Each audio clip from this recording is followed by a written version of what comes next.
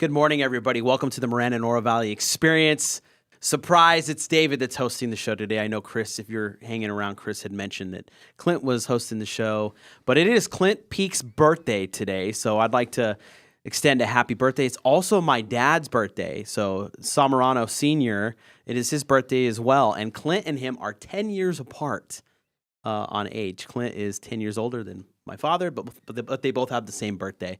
So, and there's also, I saw Mrs. Kozat. She was a teacher at Marana High School back when I was there. I saw that it was her birthday today as well. So I'd like to also extend a birthday to Mrs. Kozat, who is an awesome educator here in the community. Today, we're going to continue to talk about RTA. It's a conversation we need to continue having because, you know, here at Live the Dream Media, myself and people involved here, we really take on the responsibility of educating with these platforms. It's always been part of our community impact initiative, and it's something we work on, especially with Marana and the Oro Valley Experience, as well as local Marana. Those platforms were built for this, essentially, right? We want to promote what's going on, talk about it, ask some hard questions, and get the answers. You know, when people say, "Why are you asking hard questions?" Hard questions are questions that may make some people feel uncomfortable, or there may be already like these pre-scripted arguments that are out there that we're going to that we may contradict, we might contradict that, and it might cause some social media banter. But needless to say, it's a responsibility that I take seriously, and that people involved in this program take seriously, and it's to the benefit of everybody. And we do this to also have fun. So you're going to hear some laughing. We're going to have a good time. I've got Ted Maxwell. Let me start over on that. I'm sorry. Oh, that's Don't good. beat me up. No, Ted that's fine. Maxwell is here with me. And Ted was recently on the show with Chris just a couple hours ago. And Ted, I know that it was a process on that one. It was. And you did a great job, man. Well, I just, the thing is, I do believe Chris. I like Chris. Me too. Obviously, Mm-hmm. we go way back. I've been a guest on his show for a long time. He gave me a lot of mentoring as I got into starting hosting my own shows and doing more on that side of the microphone. And I really always thought he'd come along. And so it was a gut punch when he said he's going to be a no. Now, the fact of the matter is, if we get into it, his justification for a no has nothing to do with RTA. Yeah. Nothing. It's not going to change if Prop 418 and 419 pass, Mm-hmm. and it's not going to change if Prop 418 and 419 fail. I mean, he believes a lot in his core of his core beliefs, and he believes that as long as the city of Tucson continues to have a free bus fare and the free crime buses, he'll call it, it's bad for our valley. But this will not change any of that. The only thing that will change that is if there's different folks making those decisions. This is about infrastructure that's vital to Marana, to Oro Valley, yes, to the city of Tucson, Sarita.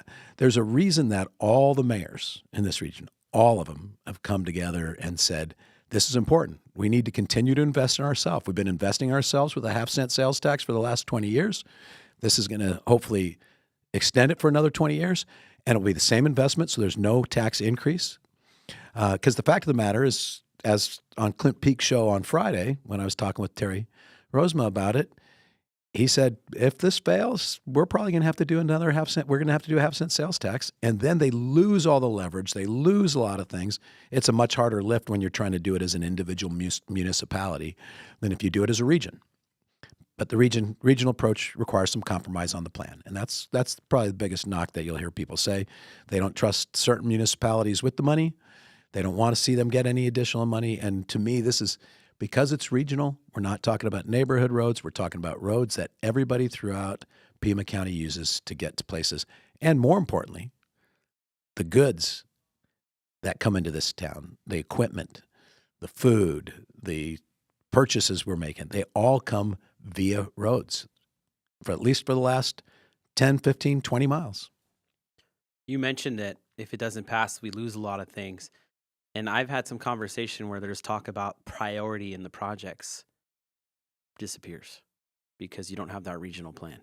Well, Is that true? The regional plan sets up, first off, it does a couple things, particularly with the roadway projects. And there's 31 new road projects, and there's 7 that are carryovers from RTA 1 because They either needed structural changes from the original plan or they need the funding because RTA 1 collected about $300 million short of what the estimate was 20 years ago. 20-year forecasts are really, really hard to do. Yeah. So now the board came together and we're using the pessimistic view, which means there's 80% chance that we'll collect more money than the tax. On the first one, they used the baseline. It was 50-50, flip of the coin. Will we get more? Will we get less? Well, 2008, COVID, there were so many things that kicked in. What this does is it voter protects the projects. And it does put them on, they're all listed on the list. When you see it on the voter information, you'll see what period. That's a 5-year chunk of when that road's expected to start. And that's in front of the voters. So they know what it is. There can be movement beyond that, but that's only if projects aren't ready to go. So as long as the municipalities are ready to go, their project's going to go on time with this, unless we use Marana, because Marana's got multiple traffic interchanges. Those are getting on and off the freeway. They've got multiple there. They've got Cotero, they got Moore, they got Tangerine. If for some reason, right now, Tangerine's the first one out the chute, I believe, and then Moore, and then Cotero. If they come in at some point and say, hey, we want to reorder that, that's okay, because it's their point. They can make the changes almost unilaterally. But if it's going to be a big one that makes a difference to the region, that has to go back to the board. And if it's changing actually the road projects themselves, it has to go to the voters. Now, Ted, forgive me. There are listeners and viewers on this show that I've got a following, and these platforms. I hope you have a following. I hope it's huge. And there's some people that don't know what you do, Ted, and what you've been involved with. So can you just, before we get further into this, I want people to understand what you do on a day-to-day basis and your why behind it. Okay. Well, I retired out of the U.S. Air Force and the Arizona Air National Guard after 34 years in 2018. But I was lucky. My last job as the commander of the Arizona Air National Guard was a traditional guard position. So I worked, I was on call 24 hours a day because airmen don't decide to just get in trouble when the general's, on duty. So, but reality is I worked 1 day a week in Phoenix, and I worked the drill weekends and other things Guard reservists do. But I also was cutting my teeth in public policy. So I'm now the president and CEO of a group called the Southern Arizona Leadership Council. I took the leadership position as the president after I retired from the military. And my first 5 years, I worked predominantly on infrastructure. And after I retired from the military, Governor Ducey then appointed me to the Arizona State Transportation Board. And that is why I sit on the PEMA Association of Governments and the Regional Transportation Authority Board. So it is a seat along with the 5 mayors, representative of the Board of Supervisors, the 2 tribal chairmen, and then the ADOT guy, the only guy that's not elected. So it's kind of a unique environment. But because of the interaction with the state level, that's what I do there. And SALC, Southern Arizona Leadership Council, is about 150 business CEOs and leaders, and it's a public policy organization. I deal with advocating. That's how I first started going on Chris's show, was because I was in that position. And I deal with public elected officials and try to make for good policy that are better for our economy and for our quality of life in this region. And I do believe very strongly Prop 418 and 419, which will authorize RTA next, and it has to be both of them. That's something that's not very well known. It has to be yes on both for it to pass. But I do believe it, much like RTA 1, will have a huge impact on this region. Are you more busy now than you were when you were? Oh yeah, there's no doubt. I would love for a minute just to go back to being the lieutenant colonel or the colonel down at the guard base flying F-16s and teaching U.S. and foreign students how to fly the F-16. Yeah, it's the level, especially at this time of the year when something big's going on in our region. There's no doubt plenty of opportunities to go out and talk, be on shows like yours, but also I'm trying to talk to people about why the right thing to do is to vote yes on both of these propositions. What fuels you to do all this? Honestly, I just want us to have a better community. I mean, I could very easily right now retire and go live. I live in Oro Valley, so I'm an OV resident. But I enjoy what I do. I enjoy the advocacy, and I do believe in it's hard for me to believe, my now 13 years of doing this in advocacy, I've never had to argue for a position I didn't believe in. And it's always been based on what's better for our community. I believe really strongly the economy is what drives a community. infrastructure is the spine of the economy. You cannot have a strong economy if your infrastructure is terrible. And therefore, I'm a strong advocate for it. And it's the economy that will allow us to address everything from poverty, homelessness, crime, and quality of life. If our economy suffers, the region suffers. There's no other way to do it. Not just on how much taxes come in, because a thriving economy, all the municipalities get more money. Yeah. But I do it because I really want to make this place better. My wife Katie and I will never leave. We bought our we call our forever home in Oro Valley, and I want this place to prosper. It's very admirable, and I always like to bring the human side to everything that's going on and what you're working on and what you're doing, and the people involved. Right. Takes a lot. You know, it's a lot of work, and seeing you go around in these different platforms and you know, regurgitating and sharing this information and making sure people are educated, it takes a lot. And I'm like, how many hours are you putting in a day? You know, it's good to know. Part of it's I still enjoy it, so that makes it great. But it's all about relationships. I mean, everything is about relationships, connections. You say that a lot here, Ted. I have no doubt about it because it's true. It is everything. And I think you've got to build trust, and that's sometimes the hardest part when you're telling people to trust the government or trust this plan. The things you don't like about the last one, you will like about this one. There are some changes. You know, we've got one new whole category in here that allows us to rebuild roads. So when you see advertisements of potholes and fixes, those funds are going to be used for the roads, connector roads. This is all about connections, connecting people, connecting goods, connecting us and moving us throughout the region. So the pothole in your HOA isn't going to. No, it's let's cover that right away. And that's gotten a lot. That's gotten a lot of attention because people go, "Oh, the city of Tucson already has a 0.5-cent transportation tax, and it's for neighborhood roads, and they promised me and this isn't fixed yet." They do. They have a 0.5-cent sales tax for neighborhood roads in the city of Tucson, only neighborhood roads, not any of the roads that we all drive, not any of the roads that no matter where you live, you're going to use to get to places. And that's how your goods and services get around. So all the trucks, all the big trucks are riding on those arterials, as we call them, or connectors, but not the neighborhoods. The Regional Transportation Authority, it's a collaboration, like I said, all 5 mayors, the Board of Supervisors, and both tribal chairs, and myself eventually voted on this plan and said this plan is what I call the grand compromise. If you want nothing but transit, you're going to be pissed about it. If you want nothing but cars, you're going to be pissed about it. But in this plan, about 64, almost 2/3 of the money goes towards roads and the automobile, which remains by far the number one choice of transportation for everybody, even in the families, in families that have incomes less than $35,000, $40,000. Yeah, they still the number one automobile, still the number one vehicle. Pima County's 9,000 square miles, over 9,000 square miles. That's not a walkable community. There's a lot of the folks on one of the groups that's on the no side. They want walkable communities. They want less cars. They want more transit, more ways, bicycle, more.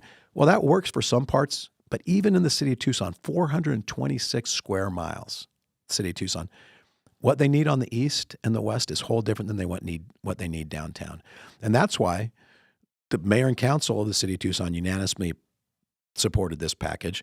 After the last month's November's elections, now one of the no campaigns is headed up by one of their members, who's a transit advocate. Her and her family don't even own a car. They've got nothing but bicycles. So they think there should be more of that because that's what they want. That's the lifestyle they want. And the beauty of our country is we all get to have some input on how we live and what we do. And that's why this is a compromise. That's why it had to be. It's actually almost the same. Great compromise. Yeah. It's almost exactly the same percentages that were in RTA 1 20 years ago. So talking the taxes on it, can you break us down where the tax money's coming from, like percentage-wise for each municipality? So this is the way to think of this. Mm-hmm. In 2006, when the first RTA was approved, that established a 0.5-cent sales tax. It expires July 1st. If this passes, it will start May 1st. It starts April 1st. But here's the thing. For it to start, the other one has to stop. So it's not additive. It's not a half-cent sales tax increase. It will be a continuation of the tax. Instead of being the RTA 1 tax, it will be the RTA next tax, but it's a continuation. So it just stays at a half cent, which, by the way, is the only sales tax that's paid throughout the county. So that means every municipality collects it. That means unincorporated Pima County collects it. That means the city of Tucson, Sarita, Marana, all of them collect it. And everybody pays. And people who are visiting us. Anybody who's coming here for tourism, coming here for athletics, coming for here, that they all pay for it too. And that's kind of, if you think about it, that's how it should be. If you use the roads, you should probably contribute.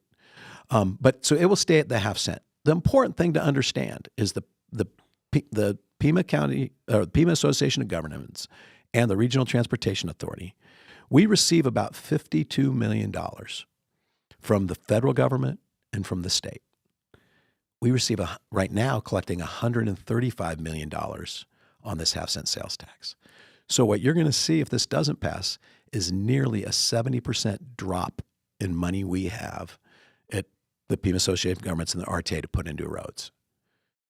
That's why state statute requires that both the plan, which is Prop 418, has to pass, and the funding, Prop 419, have to pass. Otherwise, both of them are considered failed. So they can't be put into place. You can't collect the tax without a plan, and without a plan, it doesn't become official unless you have funding. And to be transparent, I've heard people express their worries of the hurt it would put on municipalities like Marana and Oro Valley and Sabarita if this doesn't go through.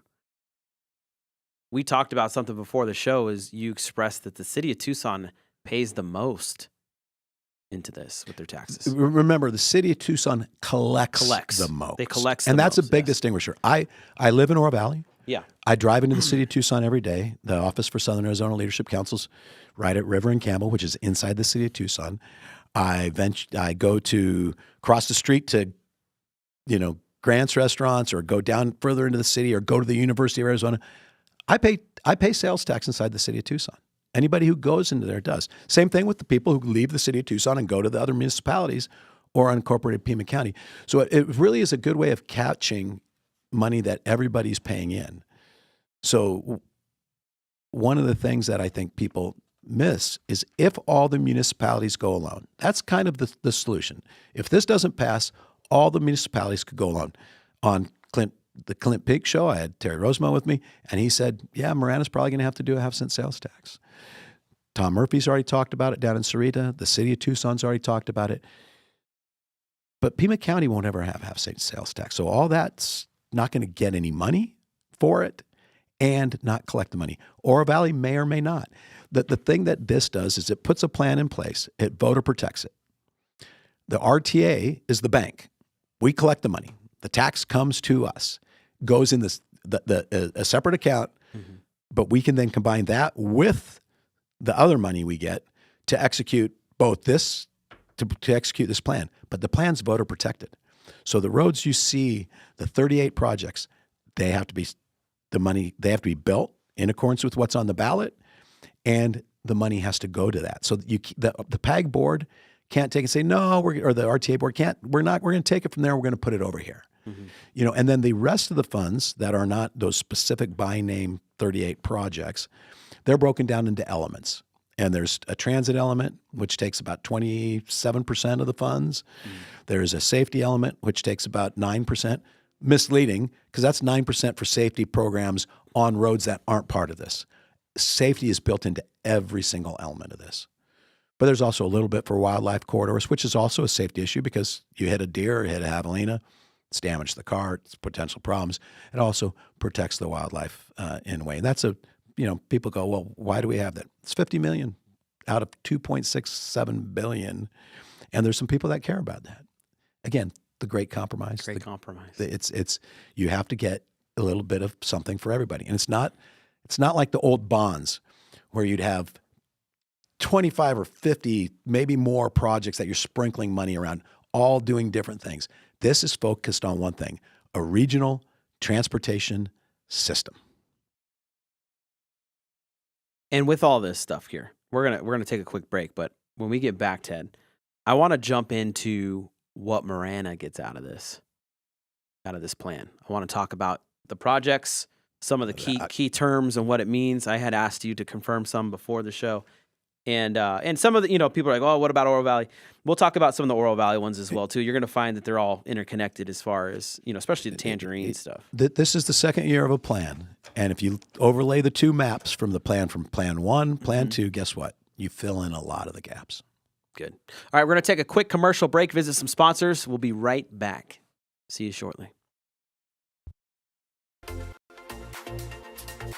In Marana, community isn't just where we live, it's who we are. And at the heart of it all is the Marana Chamber of Commerce. We are building a thriving community through connected business leadership. We start the month bright and early with Marana Mornings, sparking real conversations and connections. We celebrate growing networks at our 4th Tuesday mixers, hosted in exciting spaces. We unite visionaries and leaders at Impact Marana, driving meaningful progress together. We look ahead with Marana Insights, hearing directly from regional voices about what's next for our town. And we serve through the passion of our board of directors and ambassadors, creating a culture of belonging through service and leadership. Because of our members, we're not just doing more, we're becoming more. Together, we're shaping the future of Marana. We are the Marana Chamber of Commerce.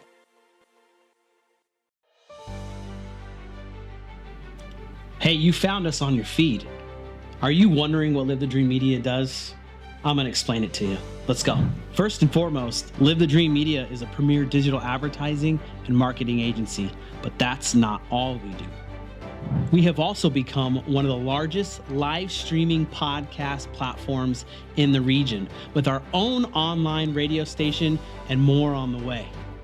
Here's the coolest part. Right now, I'm standing in Studio B, where we are getting ready to put together an awesome state-of-the-art studio to continue the growth of this platform. One of the coolest things about Live the Dream Media is we take pride in being flexible. We enjoy the ability to make changes on the fly.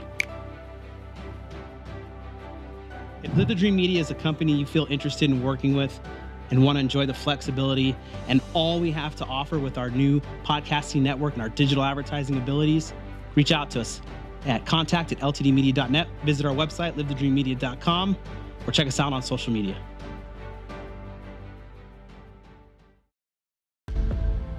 Does your ordinary radio feel a little limited? If you're looking for a new way to listen, it's time for a fresh start.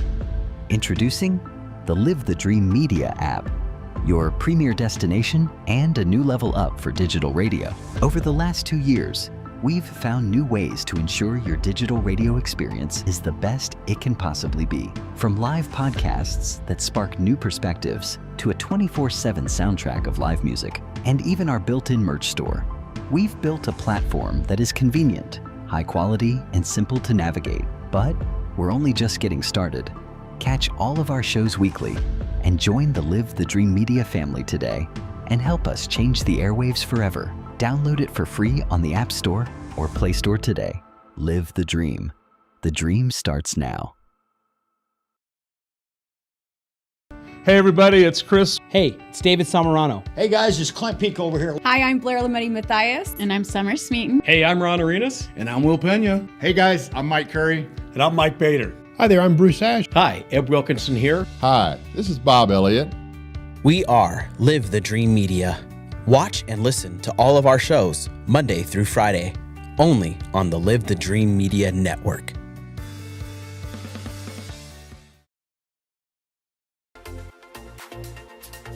In Marana, community isn't just where we live, it's who we are. And at the heart of it all is the Marana Chamber of Commerce. We are building a thriving community through connected business leadership. We start the month bright and early with Marana Mornings, sparking real conversations and connections. We celebrate growing networks at our 4th Tuesday mixers, hosted in exciting spaces. We unite visionaries and leaders at Impact Marana, driving meaningful progress together. We look ahead with Marana Insights, hearing directly from regional voices about what's next for our town. And we serve through the passion of our board of directors and ambassadors, creating a culture of belonging through service and leadership. Because of our members, we're not just doing more, we're becoming more. Together, we're shaping the future of Marana. We are the Marana Chamber of Commerce. All right, welcome back. And I want to say thank you to people participating in the chat. You can also call in at 520-771-5101 if you feel that you want to do so. We'll bring you in and get you in Ted's ear. So we've had a couple comments. This one is from Tim. He's saying I'm too easy on you, Ted. So I'm open for Tim, any questions. Tim, let me know what what you would like to see here. But Tim's got more to add on that. The plan on the ballot is his option 3 plan. He was acting like a victim during the criticism.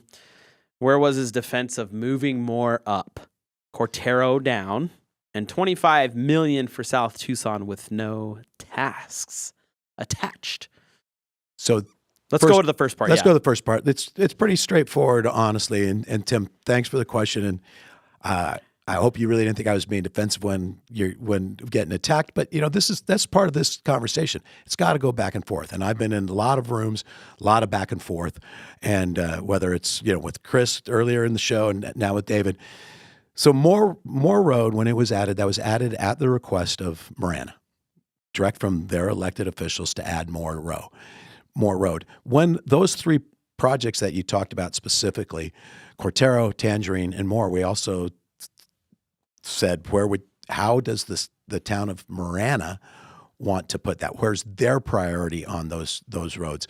Realize the backup might be the individual municipalities using their own half-cent sales tax, and then they're going to do exactly what they want in the order they want. So if it's a road or a TI, in this case, traffic interchange for I-10, we're going to predominantly defer to the municipality itself. And that's the order. The order that you see it on the ballot right now is the order that they want. It's something I think I mentioned it on this show, David. The 2 shows are starting to blur. Is if the municipality comes in and they want to readjust that order, they can do it, because who are you going to upset if you readjust it? You're going to upset the residents of your town, and then they should hopefully open it up to you to have some options to provide your input. What we don't want, though, is to see moves being made by the board that are going to impact the rest of the towns with the order. It's not, okay, we're going to move all the Marana ones to the last. There was a lot of make on RTA 1. City of Tucson was upset that their plans were all at the end. That's where they put them in the plan. That's something that they forgot. That's where they put it. So where they sit in the plan is predominantly at the discretion, at the requirement of the municipalities. Obviously, you can't have Tangerine and Cortero in the same one, because that would have a huge impact on anybody in the Northwest trying to get on or off. So there's got to be some moves between it. And some of it is also, you look at those exact programs, they have heavy committed dollars from the ADOT funds. So, there's almost $1.2 billion of non-RTA money that this plan will leverage. Some of those funds still will come to the community, but we won't have as much say over what they are. And to get into the 5-year plan, the RTA preserves that. If it's in the RTA, the State Transportation Board, and this will be my last year on the State Transportation Board, and I think it was mentioned earlier, I'll then move off the RTA board as well. But Maricopa and Pima, because they have regional transportation authorities, gets priority in the 5-year plan to get their projects done. If we don't have one, then we're competing against not only the 13 other counties, but we're also going to be competing against all the municipalities throughout the state. Yeah. So there you go, Tim. I hope that answers the question. Hey, thanks for the participation. We really appreciate it. Okay, I want to get into the fun stuff here. I call it fun because I drive these roads all the time. Right. And we often talk about, we're dreamers, man. You want to see really cool stuff happen, especially in the region. I grew up out here. I went to school out here. Marana High School grad. Marana High School grad. It's seeing the growth for somebody that grew up in it. It's just so cool. And you always feel good about it. Like, we don't see anything that we go, oh, man. And I've heard people bring up the logistical buildings off of Tangerine, but those are going to be a really important tool. And sometimes you know everything's about timing, just in general in life, right? Have you heard on the show on Friday, the Clint Peak show? Terry Rosemont said somebody has purchased one of those entire logistics buildings, and the entire one. Instead, you know, those are spec buildings that could have been made for multiple different companies, and somebody came in and grabbed the whole thing. So one of them's going to grow. I mean, Marana's a great example, and those traffic interchanges that Tim brought up are so critical to the future. At Marana exit, it already backs up to the freeway, onto the freeway during rush hour It's a mess. traffic. Yeah. And that's dangerous. I mean, that's very dangerous.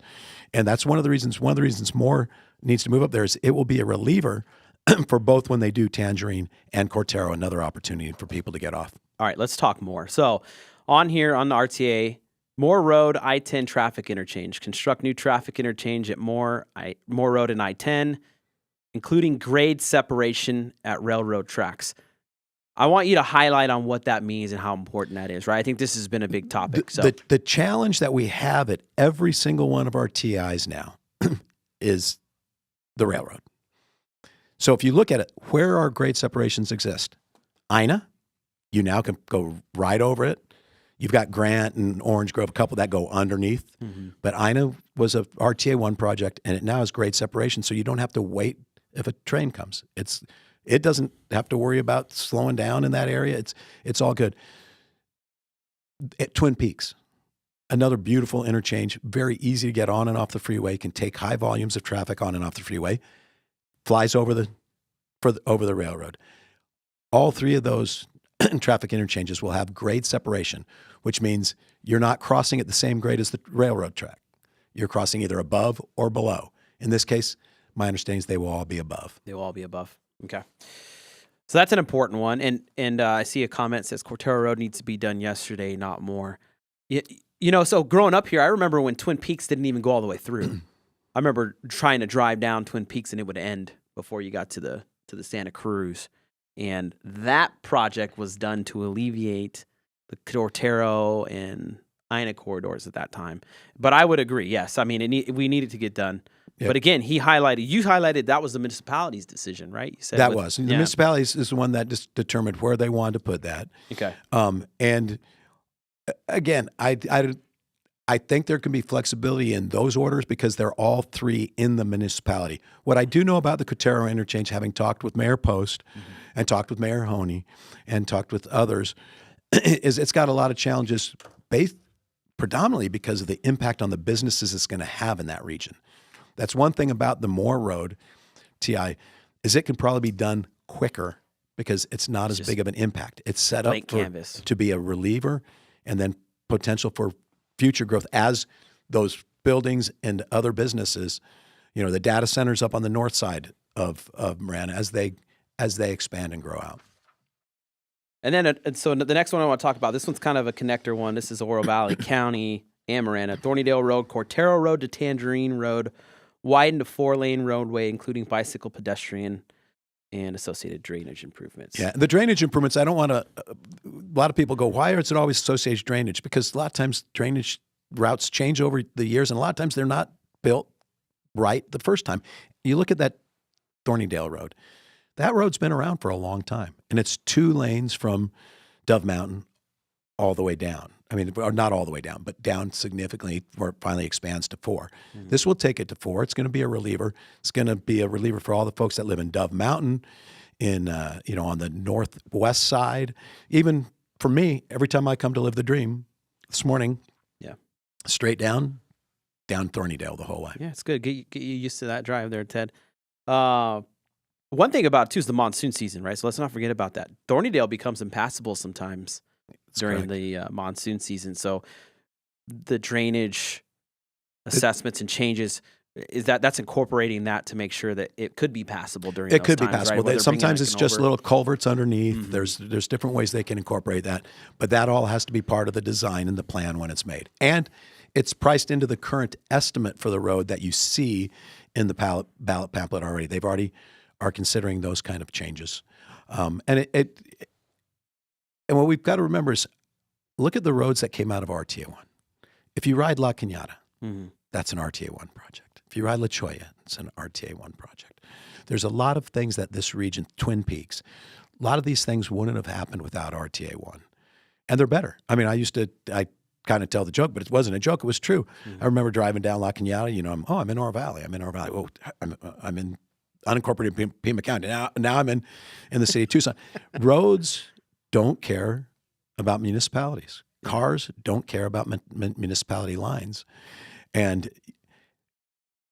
in a perfect world, and this is not a perfect plan, I'm not trying to say that in any way, shape, or form, but in a perfect world, all of our roads would be the same no matter where we were driving to as far as their condition, the ride, the smooth.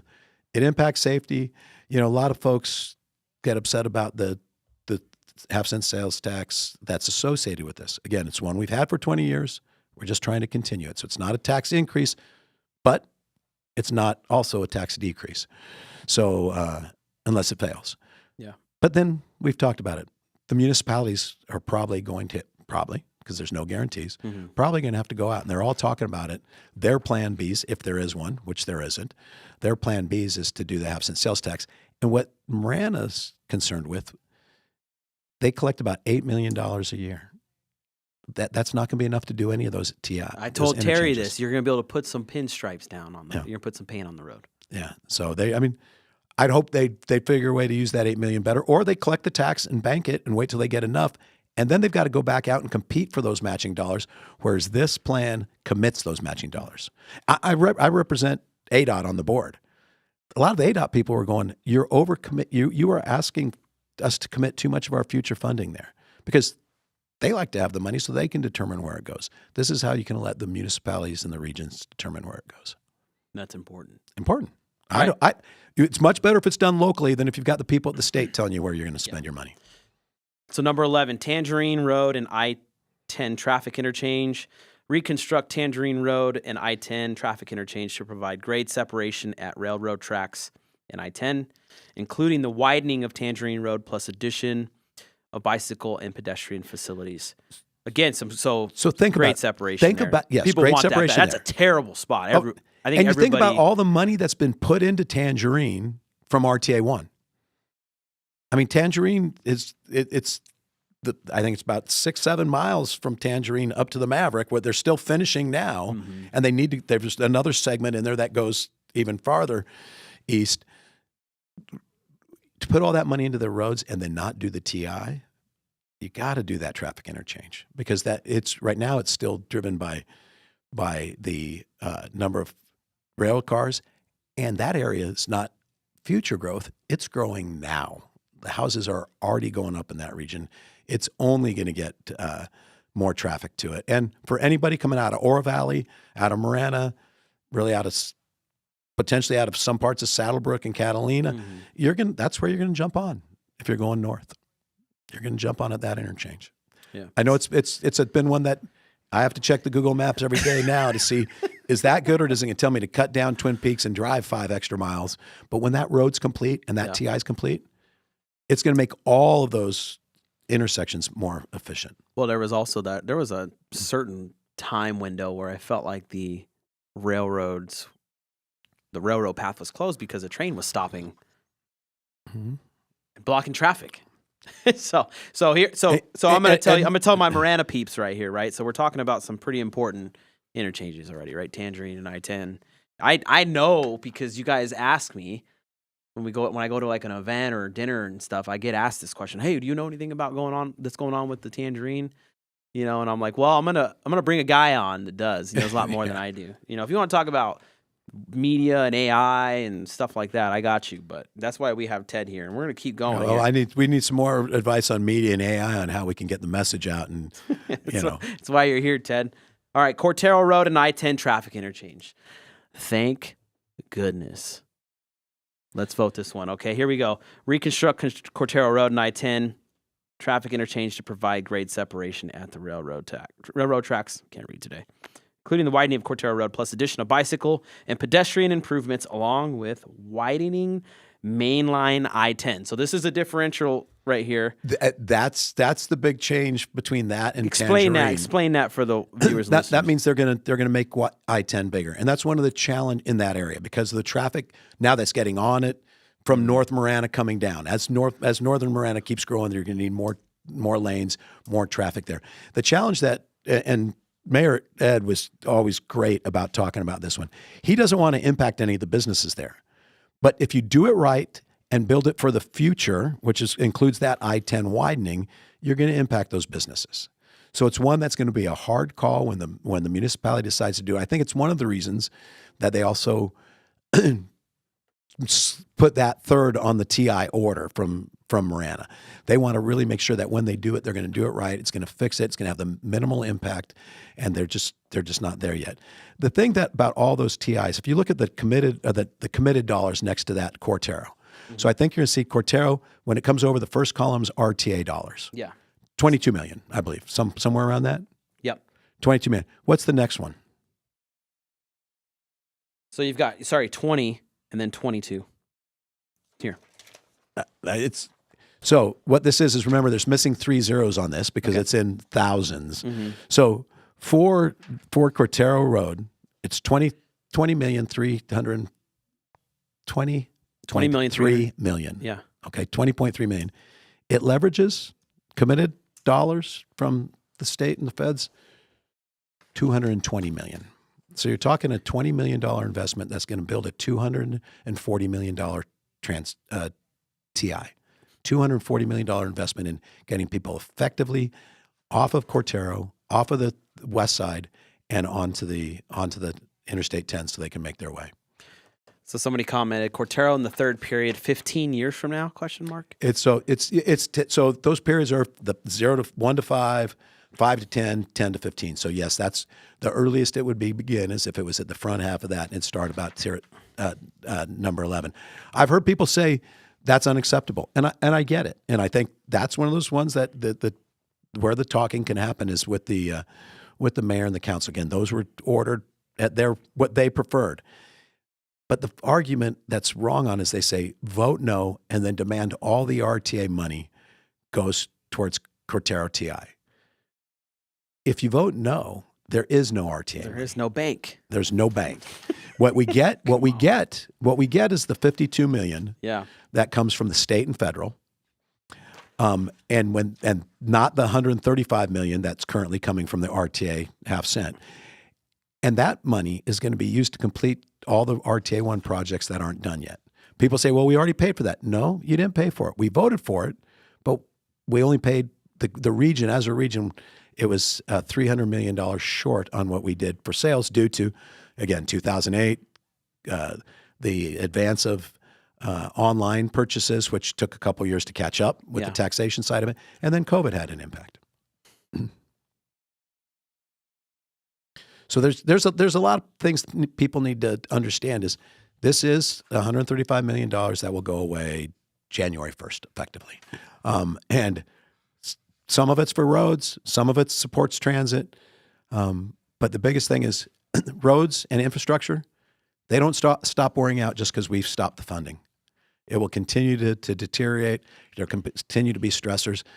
And those TIs, one of the reasons they're so important is all of the goods that are delivered to our region, whether it's from our online ordering or supporting our businesses, supporting our restaurants, our grocery stores, those all come off Interstate 10 before they get delivered. And that's why we have to have smooth and efficient areas to get on and off.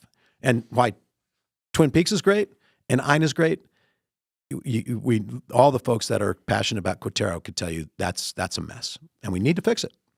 Yeah, but we're looking at 10 to 15 years. Yes, as it sits right now, it's in the third period. It's in the third period.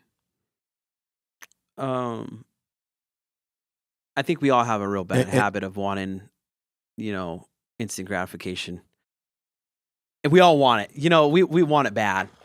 Pretty bad. We do. And you think about those TIs.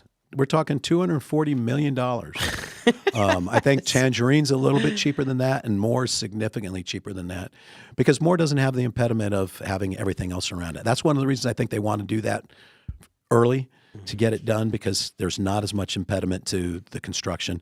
And because Moore Road, really the TI doesn't exist right now, you're not clogging or backlogging more traffic on I-10. And honestly, Ted, like I work in this area. I move around in this area a lot. Going to Ina instead of Cortero or Twin Peaks is not a big deal.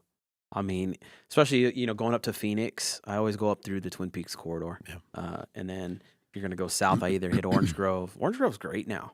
I think Cortero, like that may be the other thing that played into it. Is I think that you're is. surrounded by two sense. really nice TIs. Yeah. But I get the citizens that live there. They've got every right to be upset. It's been moved.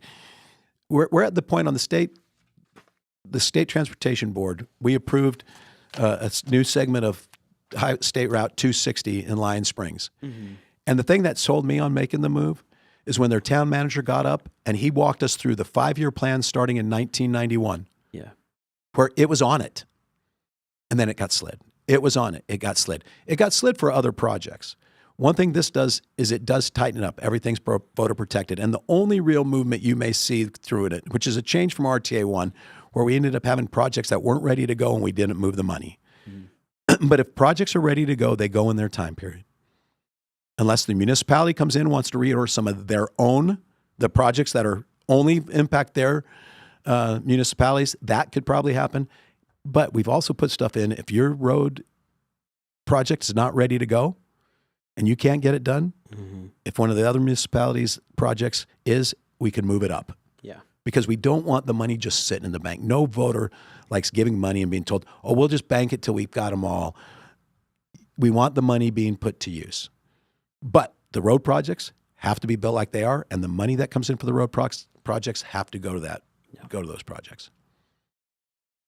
There's a beautiful element to media, and it's always encouraging to have different views and different perspectives and different understandings of people from different regions. And I know listeners and viewers earlier heard a different perspective, especially in regards to, you know, turmoil and annoyance and safety issues and stuff coming out of, you know, another part of southern Arizona and all the things attached to that and how it plays into the RTA and how I could see how that could be a frustrating piece of this. You know, but me, for whatever it's worth, right? It's somebody that grew up in this area, understands the area. I was a law enforcement officer for 7 years. Thank you for your service. I did not know that either. I'm learning all sorts of things about you today, I worked for David. Marana PD for 7 years. Outstanding. And then 4 years with the state before that. I traveled the roads and responded to emergencies. You know, we knew the roads, we knew the layouts, we knew where the fastest routes were, the best way to get to somebody to save a life. All of that stuff's really important. And we look at this half-cent sales tax, and I'm going to look at it as a perspective of somebody that used to go and save lives. And I'm going to say yes on this. And it's because I see the benefits of having these interchanges, especially for the public safety element. Absolutely. I understand the selfish part of it, right? Those of you that are trying to get to work at a certain time, you want to be able to make your commute work out better and spend more time with your family and different things. I totally understand that. I'm in that arena with you, 100%. But I'm also looking at this as a former public safety officer and service member and serving people and getting into those important calls and saving lives and changing the outcome of what's going on. That's the biggest thing for me. And we have to have the infrastructure for not only the economic. I get you on the economic stuff. I love seeing growth. I'm pro-growth in a sustainable way. Right. But we can't ensure that sustainable way if we can't have officers and the fire departments and stuff responding appropriately and getting through the traffic and getting to where they need to go. I think that's the biggest thing that we need to talk about. I hear people talking about the public safety element, but again, I'm speaking for this region, this area. So like the voters and people in this area that if you watch, listen to the show, and you want to share it, that's where I'm at. I can't put a price on someone's life. And if there's time, region-wide, throughout Pima County, the polling showed that there were 4 things that people cared about when it comes to their roads.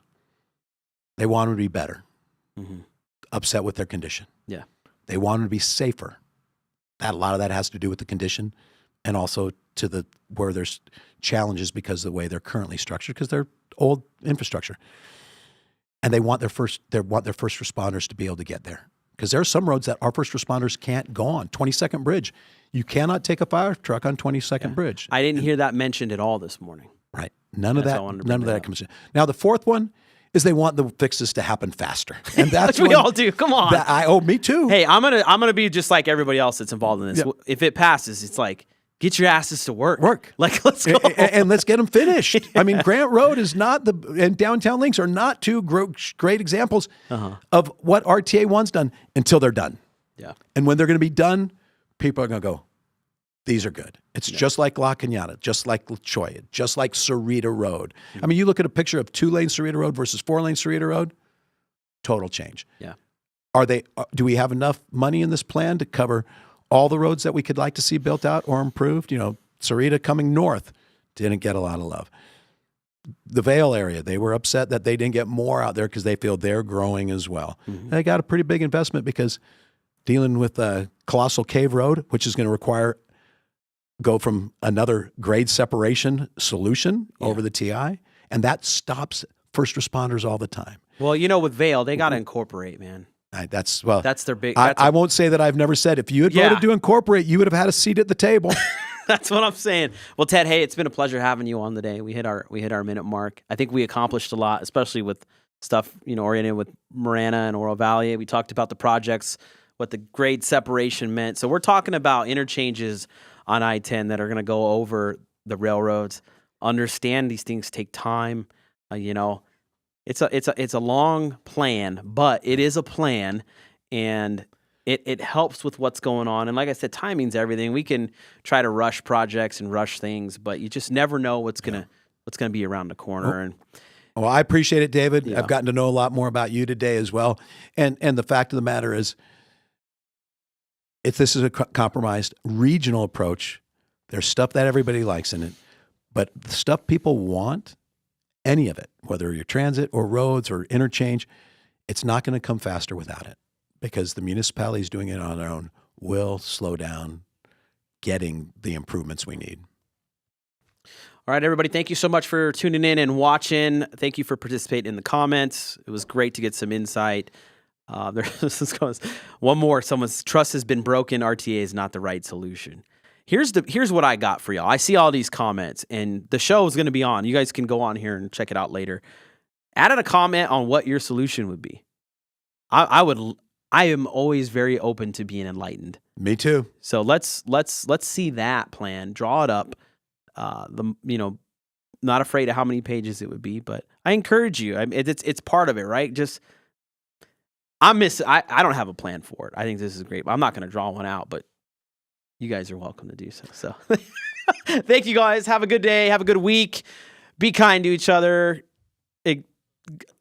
Social media is its own place.